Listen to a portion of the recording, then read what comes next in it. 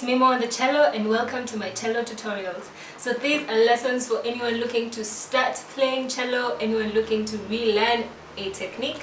These lessons are for you guys. First of all, before you start playing the cello, of course you need to know how to sit with the cello, how to take care of the cello, what parts of the cello are you using, and that's what we'll start with. So this is our beloved cello, and we'll start with a part right here, this beautiful part. It's called a scroll. So this is a traditional type of scroll. Different scrolls nowadays have like a lion head shape or a pharaoh shape. You know, it's pretty much an aesthetic one. And then below it we have 1, 2, 3, 4 parts. We call this the pegs. They're the tuning pegs. Of course, from the name, they help us tune our cello. And if you look closely, this part where the pegs are fit into is called the peg box. This is where we fit the pegs. This part, if you notice, it's slightly raised. Its work is to raise the strings from the fingerboard so that you can be able to press them down. It also has some shavings inside where the strings are fit into so that they cannot slide off the cello. And then we have our strings, and we start from the C. From my right, we start from the C, the G, the D, and the A, with my lowest note being the C, and my highest note being the A. Yeah. Okay, so we have this black part right here. This is where we place our fingers, and we call it the fingerboard. Helps us change pitch while we're playing. So this right here is called a bridge. It is not glued on the cello, however, it is attached on the cello using this tension from the strings. We have these holes right here, these fancy holes shaped like an F, and from the shape, hence the name F hole. So they're both called F holes. So these 4 screw-like parts are called the fine tuners. And I know you're probably wondering what's the difference between the fine tuners and the tuning pegs. So the fine tuners move smaller steps. So if your cello is slightly sharp or slightly flat, then you use your fine tuners. But if your strings are completely out of tune, or you're getting a new cello, then you'll definitely have to use the tuning pegs. And then the fine tuners are attached to this black part here, which is called the tailpiece. So at the end of the cello, we have this part right here that looks like a pin, and it's called an end pin. So basically it supports the cello while you're playing, and it's adjustable depending on the height of the seat that you're using, and also how tall or how short you are. Now most cellos do not have this rubber thingy here, which is called a stopper. Now I would recommend you guys to get a cello that has a stopper, because it protects your floors. You don't get scratches, especially if you have like wooden floors. This is a good protection for that, and also your instrument as well. And then this is the body of the cello. This is the neck where we place our hands as well, so we are holding the cello. This is the back of the cello. We call the sides the ribs, and then where the sides and the front of the cello and the back end of the cello are attached, we call this bouts. Right?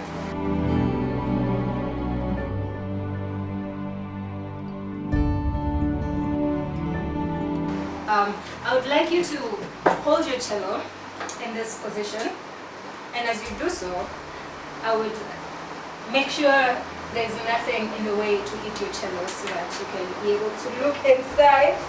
You should be able to see a wooden post of some sort.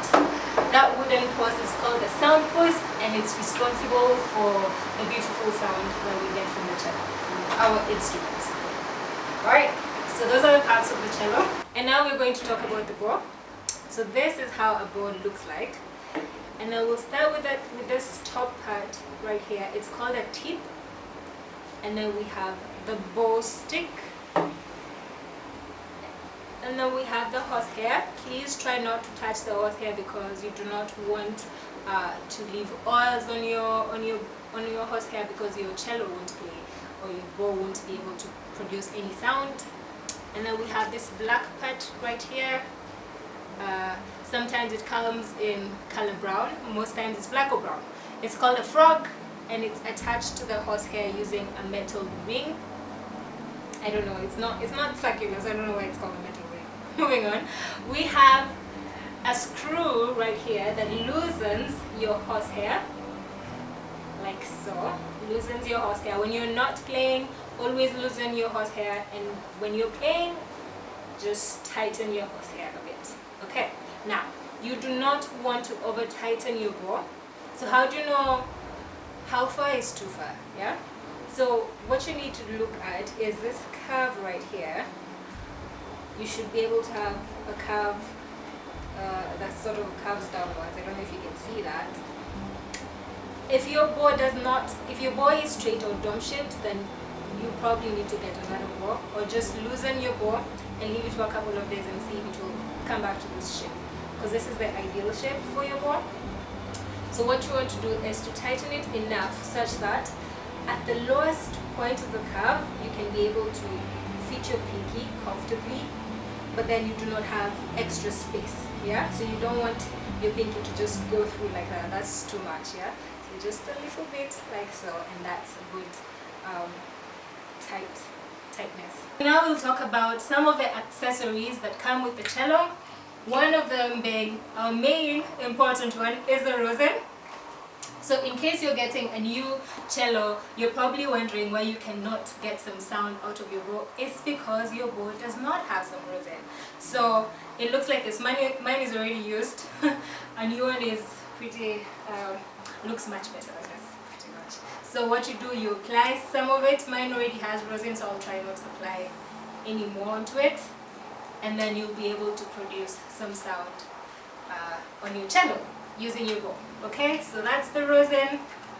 Another thing that may come or may not come with your cello is the rock stop or end pin rest.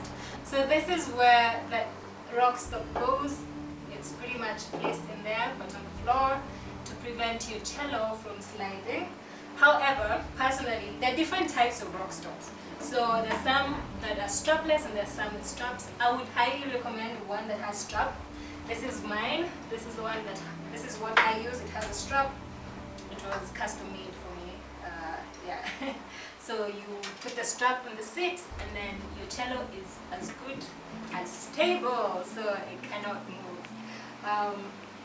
The problem with these strapless ones is that they still move on different surfaces, so you cannot really rely on them 100%.